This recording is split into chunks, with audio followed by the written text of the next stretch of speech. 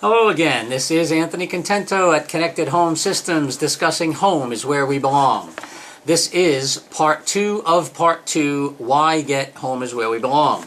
And we call this section avoiding trouble. If you recall, part 1 was staying well, and that's aimed at folks who are largely, by and large, quite well and really have no major symptoms, but could have some underlying difficulties.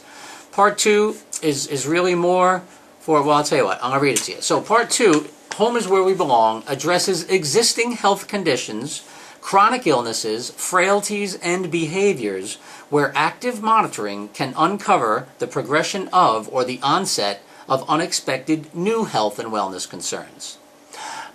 Okay, that's a mouthful, but really basically what we're saying here is if you've already got something, so now maybe you've had the event, maybe you had some sort of heart attack, stroke, maybe you've got diabetes or some chronic illness, God forbid Alzheimer's.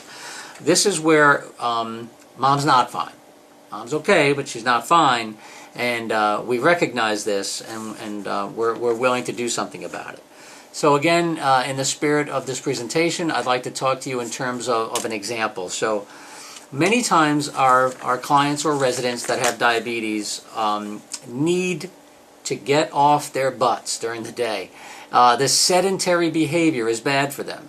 Now, very often it might be the client or resident is in fact lazy and just wants to watch entertainment, but often it could be that they're forgetful as well. So one of the things that we can do with diabetics and sedentary behavior is make a game out of getting exercise. So let's just take an example of where someone is enjoying entertainment in their family room, and every, say, 90 minutes, we, through our technology, can actually interrupt what they're doing, pause what they're doing, and make an announcement that says, "Hey, Mr. So-and-so, it is time to get up and punch the light switches." Well, not punch them, but tap them. So what we can do then through our intelligent lighting, or we have electronic light switch appliances, that the resident is encouraged to go from room to room to room to room and double tap each light switch as he gets to each room, and not until he's completed that task will we allow him to watch his entertainment again. Perhaps a bit extreme, or perhaps it's just what certain people need. It's gone over both ways. It's actually excellent for a few of our residents who are very competitive in nature, because it's something where they're presented with a challenge and they can complete the task at hand and feel pretty good about themselves. There are many other ways to address such sedentary behaviors, but that's just one sort of fun one for everyone. Number 2 in avoiding trouble is Alzheimer's disease and wandering. We've had many families approach us and naturally ask us how can we help them to keep an eye on their loved ones overnight, or even during the day. I mean, overnight's more important because of the absolute need for rest from the caregivers, whether they're paid professionals or whether they're family members.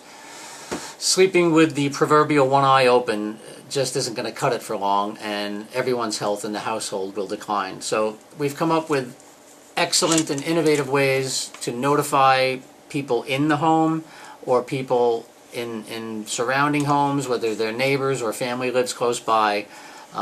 We basically monitor egress from the home, and we use our technology to notify call members, or members of the care group, in some protocol that's predetermined.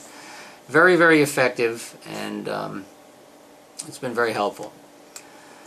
That is it for part 2 of part 2, why get home is where we belong, avoiding trouble. Any moment now we're going to be back with part 3 of part 2, which is called staying well connected. It's the fun part of our program where we're going to talk about innovative and cool new technologies, especially for seniors. This is Anthony Contento, Connected Home Systems. Home is where we belong. We'll be right back.